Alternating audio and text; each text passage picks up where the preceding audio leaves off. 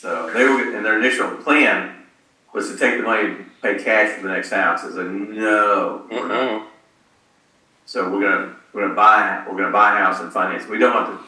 You know why to do that, right? Yeah, you told us that. So you take $600,000 invested, Mm-hmm. and then 5% of $600,000 is $30,000 a year, $2,500 a month, Mm-hmm. and then you can make the house payment with that. Yeah. Yeah, you said never pay off the mortgage. That's what you never do that.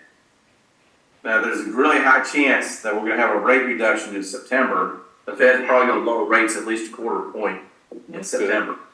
Okay. The only reason that the Fed will lower rates is if they think the economy's going to get worse. So the good news is rates are going to come down. Bad news is the economy's slowing. Okay, that's the only reason they'll do it. If the economy is going at a good rate and growth is good, they won't ever lower rates. Okay. But inflation's come down a little bit, and they're trying to, so they're going to probably, there's a 96% chance that in September they're going to lower rates a quarter point. There's a really good chance if they do that, they'll lower rates again in late November and or December. The real interest rate, Fed rate, should be around 3.5 right now. Right now it's 5. So if rates should continue to come down throughout next year, so mortgage rates should be in the upper 5s next year. So all these mortgages that we've done over the last couple of years, we'll be able to go back to refinance at a lower rate. Get a better rate, yeah. So, but I think rates are going to come down. They were supposed to come down this year, but it didn't happen. Yeah, it didn't happen. People have been waiting on it. Yeah. Yep. So, but now there's a pretty good chance it's going to happen in September and start in September of this year. So, what that will do is that will actually help. Once we get a couple of interest rate reductions, we need to really pay attention about coming out of the floating rate and going into bonds. There's going to be a move. There's going to be a time when we start moving toward bonds again. So I believe interest rates are going to start to come down, but we do need to watch how we're going to transition from the floating rate to bonds. It probably won't be until the end of this year. From July the 1st to September 30th is generally the worst quarter of every year. Unstable. It's unstable, but October the 1st to the end of the year should be very nice. Okay, should be nice. Okay, look forward to that. And this is an election year. Yeah. Does that affect it? The last 50 election years have been up. So okay. Market's always up because the current administration is going to make it look as pretty as possible. I mean, everything makes a big difference in elections. Oh yeah. So they're going to make it look as pretty as possible. Okay. So that's why they're pulling a lot of our strategic oil reserve and selling bringing the oil prices down. Right now, oil WTI is at $77 a barrel. Okay, so it's come down, which makes gas prices lower, which makes everything look cheaper. Yeah. Yeah. So that's what's going on. Okay. You notice gold is making a move. Yes, I'm here to talk about gold is around $2,400 an ounce. But we should have between now and the end of the year, we should make some money. Okay. What I'm using right now that seems to be working is I'm using VAFAX, ACSTX, which is really weird because VAFAX is a large cap growth fund. ACSTX is a large cap value fund. Those funds are not supposed to be making money at the same time. Okay. But they are. But they are? Yeah. So I'm using that and the floating rate. Okay. And so I'm putting 25, 25, 50 in floating rate until we get through the end of this time right here. Okay. And I'm going to take more of the floating rate and put it into VAFX and ACSTX. Small caps are really making a move too. So SMEAX, but VSCAX is closed, isn't it? Yeah. So if you're not to do it, You're already in it though. If you're already in it, you can add to it. And the VVOAX, the mid cap, what is it called? Opportunities Fund. Hey, Opportunities Fund is a good fund. It's doing well. If rates start to come down, I think we'll see a lot more activity in the real estate market. Yeah, right. Primerica is doing convention follow-ups. On Wednesday, they had like 4 hours webinars, and it was great. They had your choice of classes. And I saw there was some guy that did $27 million in mortgages. What he had to say was brilliant. He said, basically, the same stuff Hector always taught us. If you want good business, if you want referrals, you do a great job for people. Right. You know your stuff inside and out. And he talked about getting to know realtors. Yeah. When he sits down to talk about taking the mortgage app, he likes to have the realtor there. Realtors who are doing open houses, participate. Come in with a tray of cookies. Tell them who you are and stuff like that. It was That's a good point. He had a lot of great stuff to say. So he's really pursuing the mortgages as his primary focus. Exactly. And it was good. I'm pursuing mortgages as kind of an add-on to my securities, but because she said all the young nurses are more focused on with their phones and paying attention to that stuff than focused on their patients. And she said there were some really close calls that she didn't want to be involved in the lawsuits. They're looking at banning phones in schools. Good. Yes. Me too. There are schools that have banned them. Yes, there are. That is a great idea. Yes. But mortgage was kind of a different animal, wasn't it? Yeah, I thought so. There wasn't a whole lot of run over between securities and insurance with mortgages. And then you also are affiliated, you get to learn how many different agencies are involved in mortgages. Oh boy. Government. Crazy. Oh, wow. And as a matter of fact, that's both the test. Knowing which agency does what. Yeah, that's what I've heard. Yes, government, it's going to be government, FICRA, agency, and the state laws. I think that's the biggest of the tests. The Fair Credit Reporting Act, FICRA, and everything's an acronym. TILA, Truth in Lending Act. Hey, when in doubt, the answer is RESPA. That's right, RESPA. Well, Real Estate Securities Protection Act. The one that was really confusing was high cost loans and what was the other one? It was high cost loans and high price mortgages and high cost mortgages. And then you have to know what percentage more than the standard rate is a high cost mortgage.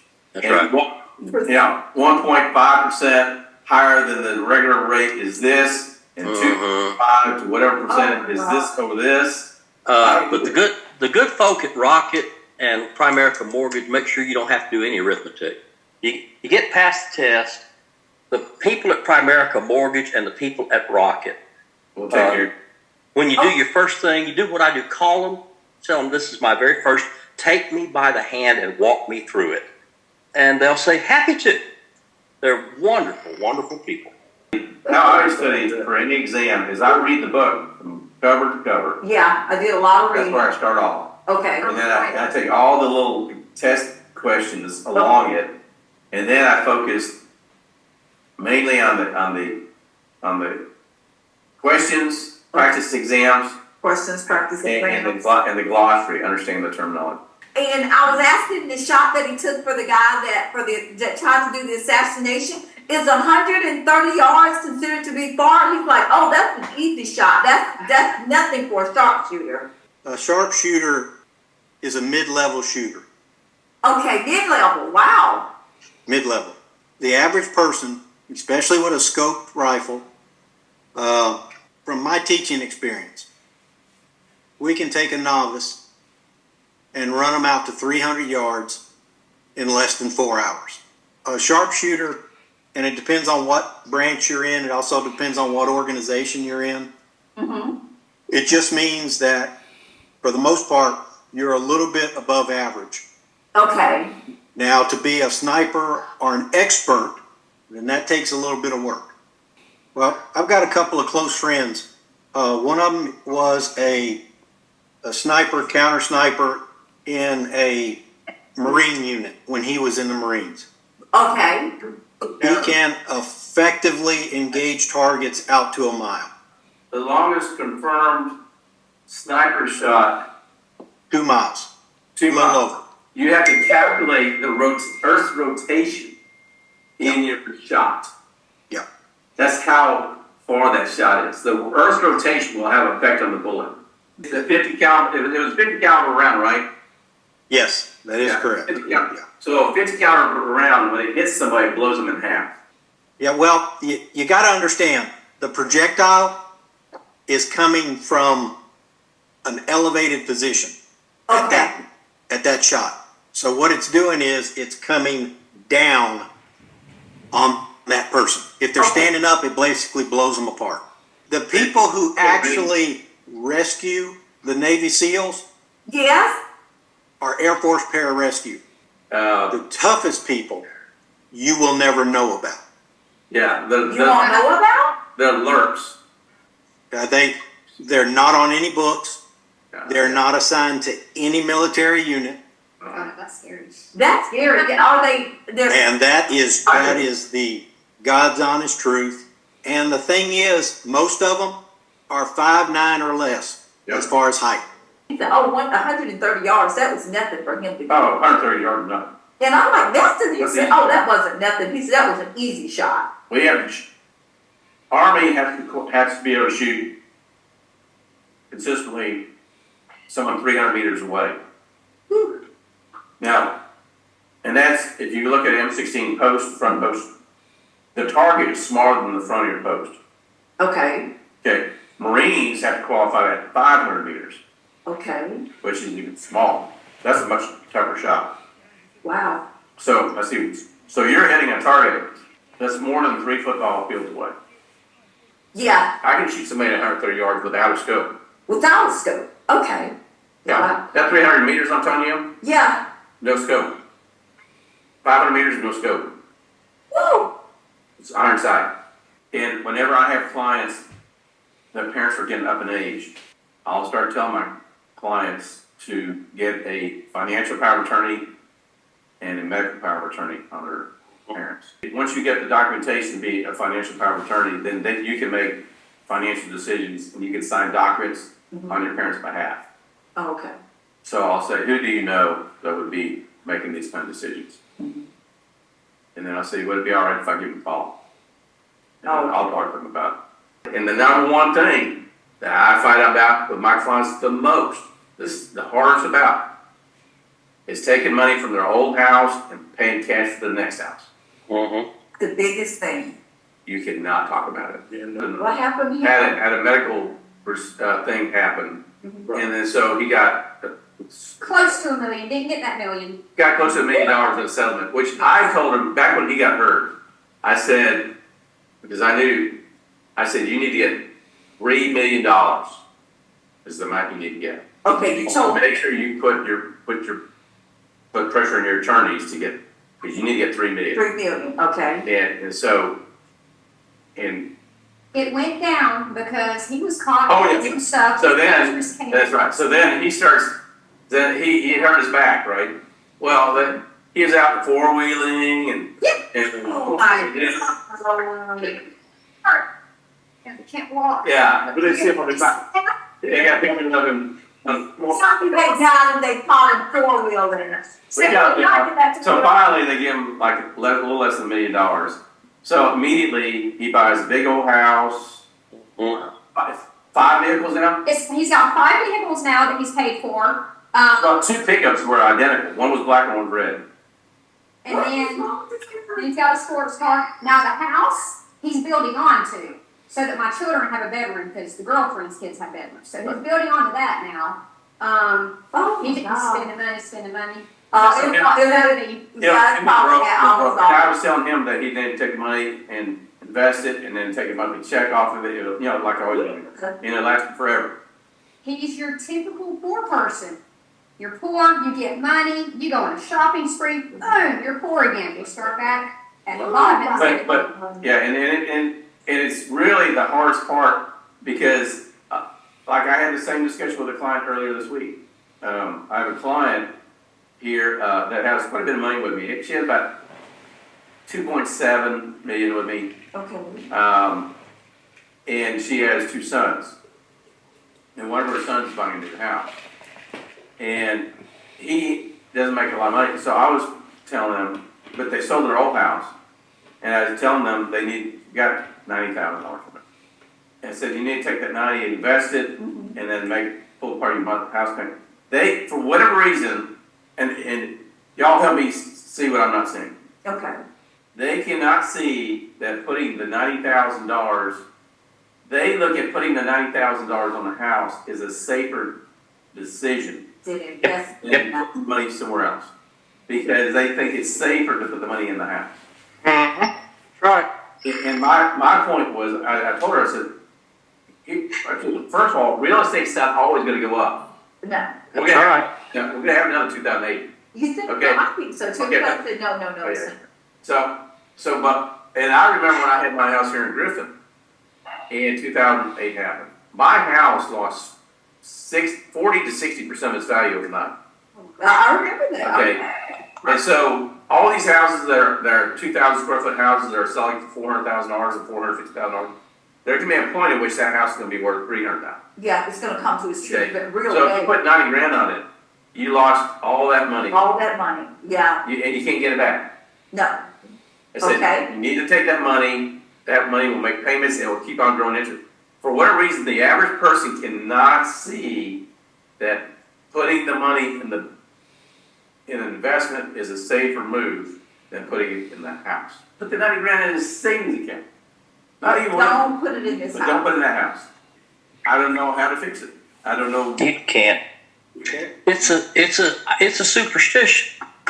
They believe it with religious fervor. Yeah. And when you try to oppose them, they'll get very angry with you. Yeah, they do. They get angry at you. They'll start. They start looking for faults with you. Why are you telling me this? You're the problem, not the really what's.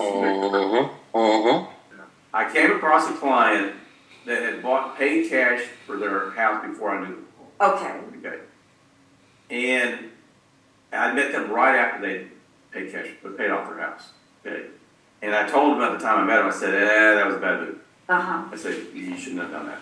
You'd better to have that money. So down the road, they sold that house and bought another house. Okay. And they were now my client, and they saw the wisdom in what I was telling them because they'd already saw that they'd done it wrong the first time. First time they'd already sold So it. they did listen to me, but it still took a lot of talking for me to get them to see it. But they did. Okay. But it still took a lot. But now, 5 years down the road, they're happy. Because they have way more money now in their investment accounts that are making their house payments. They have their money is making their house payments, yeah. and they have more money in their investment account. 50% of the time, I can get them to do it. But 50%, no matter how hard I try, I can't get it. You cannot convince them. And I'll tell you where else I ran into that same kind of scenario. When I first started talking to teachers that are retiring, and I was trying to get them to do the plot where they could roll into an IRA. When I first started doing that 20 years ago, is that how long I would do those? Been doing it a long time. I would start talking to a teacher how unstable their pension was, or how bad the teacher retirement system financially was doing, and that was blasphemy. Yep. Wow. They would just immediately think I was a lunatic that I didn't know about. Okay. And so again, I had about half of them that I talked to roll over their pension into an IRA. Now, every one of them that did it has way more money today than they did when they started. Right. But there's a handful of them that they wouldn't even talk to. That how can you tell me that my pension's not in good shape, or I can do what I'm doing with my pension? Wow. It's an object of faith. It is an object of faith to them. Yeah.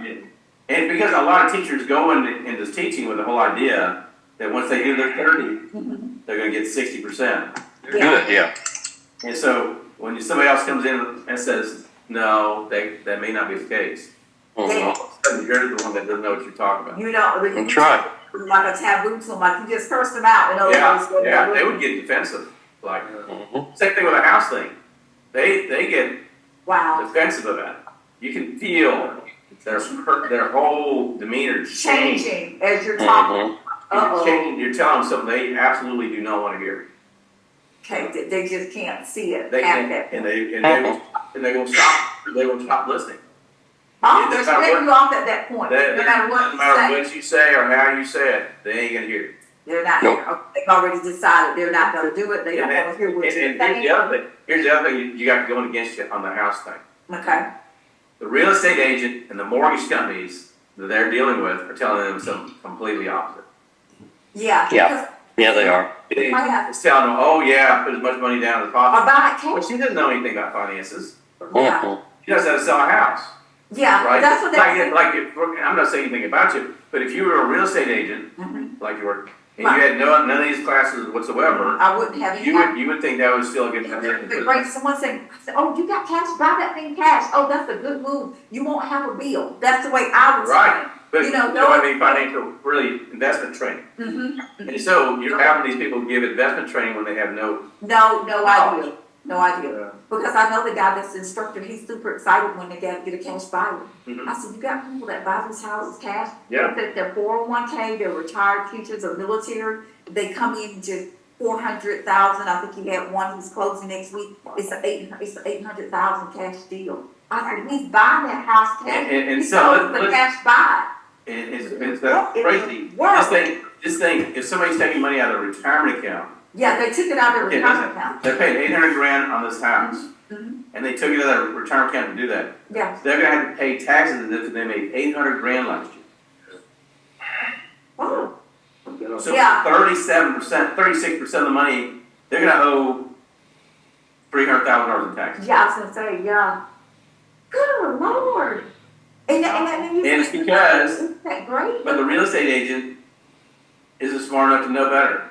Yeah, because they get here, they're excited. He said, oh, this is my second biggest deal. And I'm like, I said, they're gonna pay cash, cash back. We get it all the time. Cash money, and they think that's the greatest thing ever. I know, and they're killing their client. Yeah. So- And I'm like, They're who can making money off of it. pull that money out? Yeah, they're. No, but no, Out the okay, but sale. yeah, no, here's the deal.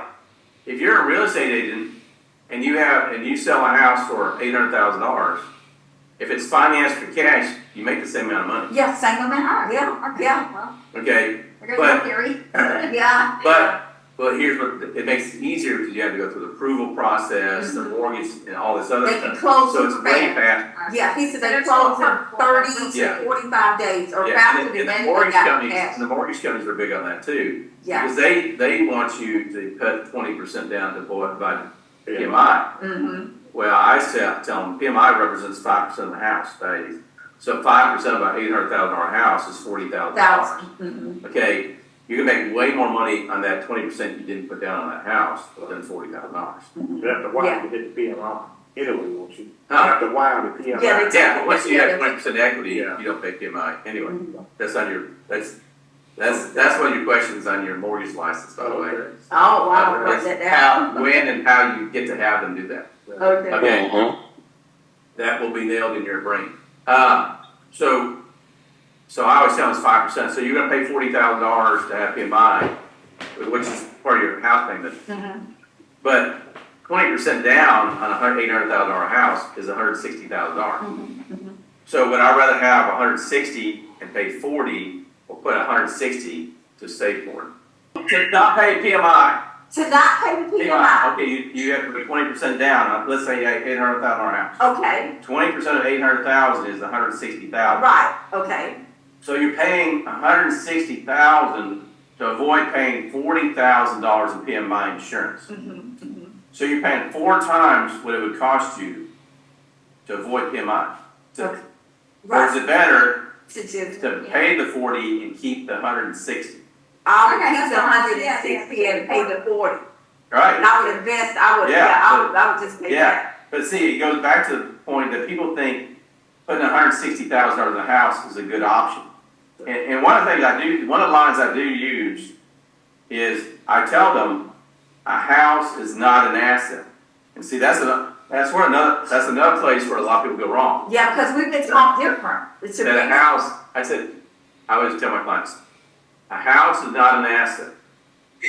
Your kids are not an asset. okay. Okay, we love our kids. We Okay, give our kids anything we have, but Okay, they're very expensive, yeah, and you never not have to pay money for them, right? Yeah, even as adults, let's be now. Yeah, even when you have grandkids, you're doing stuff with grandkids. Yeah. You're right. You're a grandparent. Yeah. Do you spend money on They got grandkids? that from digital world. How much money does Kim spend on grandbabies? Oh my goodness, I can't count. I just know she's gonna have me a shirt in once in a while. Next, Kids, we love them. We'll give anything. House the same way. Yeah, okay, And I tell them, I built a house in 2006, okay. brand new. I've been doing projects on that house since 2006. Whoa. When are you Never get done. not doing a project on your house? Never, We're I spending think money. you're always doing something. Yeah, you're cutting grass, Uh-huh. you're replacing something, some Yeah. breaks, Yeah. whatever. Shrubbery, As long as- yeah. Anything, and I was telling, anything that costs you money is not an asset, it's a Anything that liability. costs money is not, it's a liability. It's a liability. yeah. Anything that makes you money is an asset. Oh, okay. Now, a house is more of an asset than a car. Yeah. Okay, so a Okay, car, house- it goes down in value, it never. Oh, yeah. Right, but a house does appreciate in value. But nationwide, historically, houses have only increased in value at 4.3% a year. Okay, Okay, now, there are hot spots where, one one area will grow 20% or 10%, but eventually they'll come back down and it won't do that. But okay. historically, across the board, average appraisal for increase in value 4.3%. Okay, But inflation's been 5% for the last 50 years. yeah, So your house is going to appreciate in value, but still even at a slower rate than inflation. yes, okay. Okay, and the point that a lot of people, how I try to explain it, I tell them, I say, okay, let's say you have two $500,000 houses. You have this $500,000 house here where you pay cash for it. Okay, You got another $500,000 right next door, same neighborhood, same house, okay. that they didn't put any money down on. They owe $500,000. Are they both going to appreciate value at the same rate? I would think so. Right, same house, Same right? house. So the $500,000 you put in this house is making zero return. Okay, It doesn't make any money. okay, Okay, so you stop the growth of this money okay, because you bought cash. until you put it in that house. Okay, Because the house is going to appreciate value. That means that money making zero return forever. And if we ever have a tough economy and you lose your job, are you going to be able to get the money back out of that house? no, So you're going to lose the house. You're going to say, well, I have to pay for it. What are you paying for? Taxes, insurance? No. things that never go. If you don't pay your taxes on your house, if you don't pay your taxes on the house, you know what? I can walk in your house and say, I own your house. Do you know how to do that? There's things like, yeah, if you don't, Yeah. they could. Look, if you, and you do it, if you have no heart, okay, because that's what happens, you have to have. You can go to the county courthouse here in Spalding County and look and see who's not paid their property taxes the last 2 or 3 years. You can go in the county and say, I'm gonna pay these taxes right here. You now own that house. Just because you paid the taxes? You can then walk in their house and say, get out, I own this house. I got an email from Spalding County, before going to court, I stamped the thing for sale, it's, yeah, you signed for an email. But it is all public information. Yeah. You can go down the attic, down the cellar, or in there, and they'll have a list, and you can look at every piece of property. What they paid for it, whether it's behind or taxes, nothing. And you go through and you can pay the taxes. And own that property. Walk in there, knock on their door, say, you got 20 minutes to get out of here, I own this house. And the one good thing I didn't know, I'm learning a lot too, is that they call it a sheet. If you don't leave a will or they can't find A it. sheet? A sheet, yeah. Yeah, They say and that we the run- government can take your property. I'm like, they can't. It happened to me. I owned some Citigroup stock, okay? And I was getting statements that I only, it wasn't that much. I'm trying to remember how much it was worth. $6,000 or $8,000. It wasn't that much. Okay. So I was getting, Citigroup was sending me a statement, someone was sending a statement every year, every 6 months. Okay. Saying I own XYZ shares of Citigroup. Okay. I didn't know anything about it. All of a sudden, I get a letter saying that it was abandoned property, that the state of Georgia now owns my stock. Oh, Out of the blue. I said, you've been sending me the statements. for many years, I've been looking at the statements. How in the world would you own it? Yeah. I've been looking at it, but because they saw no activity. Well, what would I do with it? I'm just looking at the share zone, right? So I had to Abandoned it. and it was considered to be abandoned. I had to go through huge amount of paperwork. I was dealing with somebody, by the way, there's an office in Wyoming. You have to do a deal with people in Wyoming. Okay? Wow. And I was having to call them and do all kinds of stuff. Finally, I was able to get that stuff. Because it had already been given to the state of Georgia. Okay. I had to have them reverse it and give it back to me. Don't assume that just because it's there, you don't have to do anything about it to let them know you know it's there. Okay. Yeah. You need to always let them know that it's there. I know it's there. I'm aware of this. Yeah. I'm checking this. Somehow respond to them Yes. because otherwise they'll become abandoned. The legal term is escheat, E-S-C-H-E-A-T. Right. And you have investment clients who haven't touched their investments in years, and they are subject to escheatal. I had a couple clients had that happen to them too. I'll get a notice I had a client that I talk to all the time That is just. that had an account, had a little bit of money sitting on the account that never did anything with it for a long time. And I get a report saying, hey, this money's fixing to be given to the state of Georgia. That's right. And I said, what? I said, no, we're not. So I get on the phone immediately and I find out what we need to do to keep that from happening. So, yeah, you just got to know that once in a while you're going to have an account that looks like it's abandoned to the state Yeah. that they're going to try to take it. Have y'all heard about what's going on in Pigeon Forge, Tennessee? There were a number of people, some from Georgia and so forth, that bought cabins and houses in Pigeon Forge, Tennessee. Okay. They bought them, they're going to do this, and then the city of Pigeon Forge decided they were going to take all of them and build a highway through where they bought these no, cabins. they're gonna go through there and take that property. Yep. Is Public domain. that for a road or a school Yeah, or but public? why? The thing is, while they were going through the process to buy it, they didn't say anything about it. Mm-hmm. They bought it, they paid for it, but then they're going to take it. But they didn't say And there's anything. nothing you can do about it. Yeah, they said, I'm learning that in school. There's nothing you can do about it. They want it. They'll pay just the fair market value for it. No, They got yeah, the compensation. You can't just pay. what they determine is the fair market. Yeah, they determine that. You're not gonna get any income, just whatever the fair market value. They give you What that. you pay more for it? It doesn't That matter. doesn't matter. Doesn't matter. So now The government wants it. they pay this money, they borrowed money against their own house here in Georgia to buy the house up in Oh Tennessee. my And then they're Lord. going to take that house they have in Tennessee. Because they want to take a road through there instead of routing their way around it. But they didn't tell them while they're going through the process of buying it that that's what they were going to do. And they do that. And they Way know ahead of they're- time. The planning and zoning knew that. They knew it. Oh my God.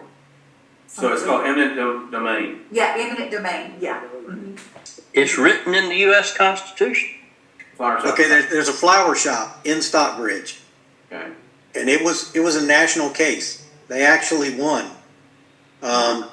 They showed that basically Stockbridge, it wasn't beneficial to Stockbridge to take their parcel of land. So the little shop is still there where the city hall or whatever, that municipal building they built is. So it's actually carved out.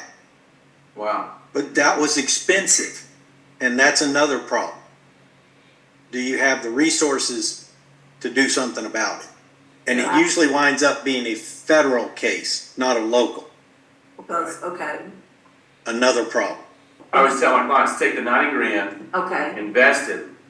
We can pull as much as 6% a year off that 90,000. okay. So 6% of 90,000 is $5,400. So let's say $450 a month. I could take $450 a month off of 90 grand. And what will happen is, unless I put the $90,000 down, I said, no, take the money, put it in investment, take the money, a monthly check, $450 a month off the 90, and that'll make up the difference you need. And your money Right. will still keep Right. growing. And then what I do is I show them, if you're taking, let's say you're making 10%, you're taking out 5%. You're still making 5%.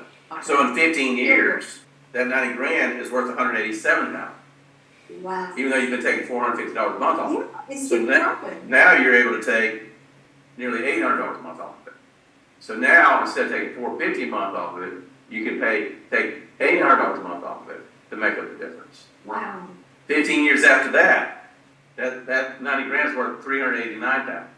Even though you've been taking money off every month. Still taking money. And so now you're able to take $1,600 a month off of that. That house will not even, so you'll have more money in this account.